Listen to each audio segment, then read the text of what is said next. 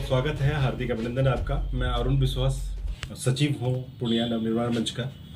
और कुछ जानकारी आपको दी भी गई है कि हर वर्ष की भांति इस बार भी हम लोग रेणु जयंती समारोह का आयोजन कर रहे हैं और ये 104वां वर्ष जन्म जयंती होगी रेणु जी की।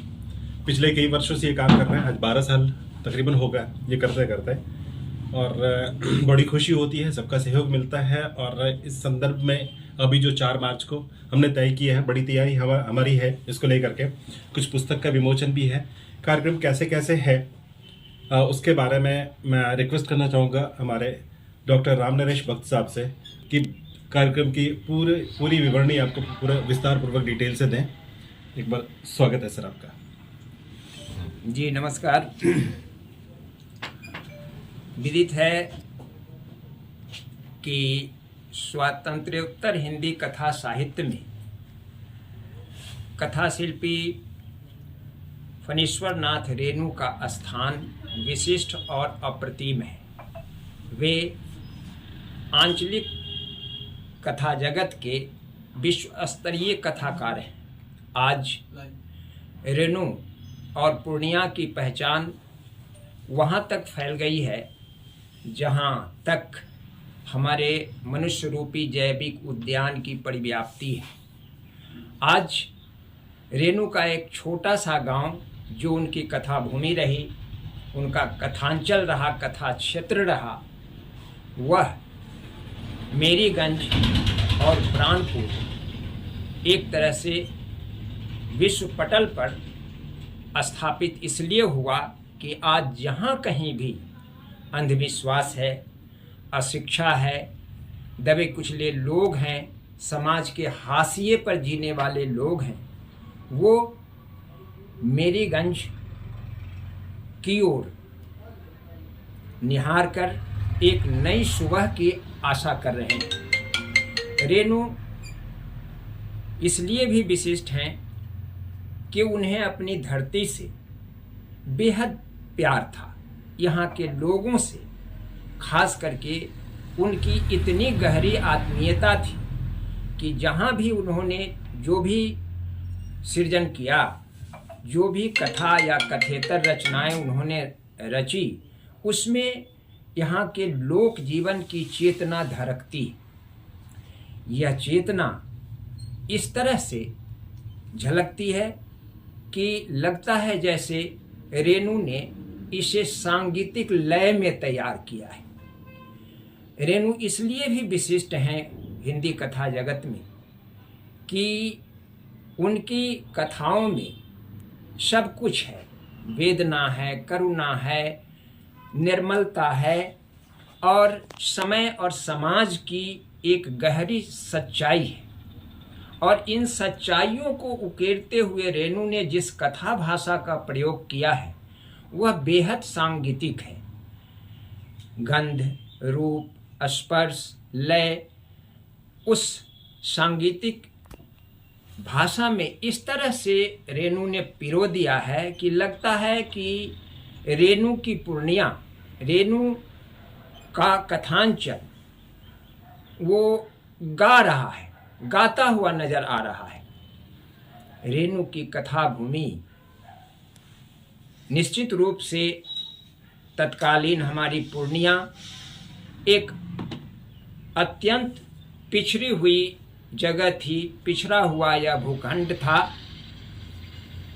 इस मायने में कि यहाँ ज़्यादा से ज़्यादा लोग शिक्षा और नई चेतना के अभाव में अंधविश्वास की जकड़ में फंसे हुए थे। और उस अंधविश्वास को, उनके पिछड़ेपन के कारणों को और उनकी जो सामाजिक चेतना है उसको आगे बढ़ाने के लिए रेणु ने अपनी सर्जनाओं में उन बातों को बड़ी गंभीरता के साथ उकेरा। आज रेणु अपनी पहचान वैश्विक रखते हैं। उनकी विशिष्टता और भी इस मायने में उद्धरणीय है कि वे आंचलिक कथा के प्रवर्तक कहे जाते हैं। हालांकि उनसे पहले भी देश विदेश में देसी विदेशी भाषाओं में आंचलिक कथाएं लिखी गई हैं, लेकिन रेणु की आंचलिकता जिस रूप में जादुई प्रभाव पाठकों पर बिखेरती है वह और कहीं नहीं देखा गया है। इसलिए रेणु हर तरह से विशिष्ट है।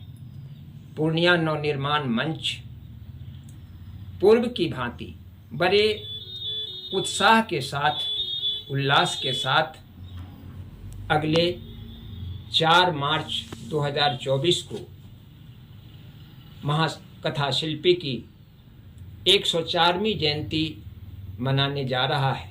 इस अवसर पर हमारे सीमांचल क्षेत्र के जितने भी रेणु के विशेषज्ञ हैं वो विद्वज्जन यहाँ पधार रहे हैं और सब उन्हें उस दिन उनकी जयंती विशेष पर उन्हें शब्दों से श्रद्धा निवेदित करेंगे।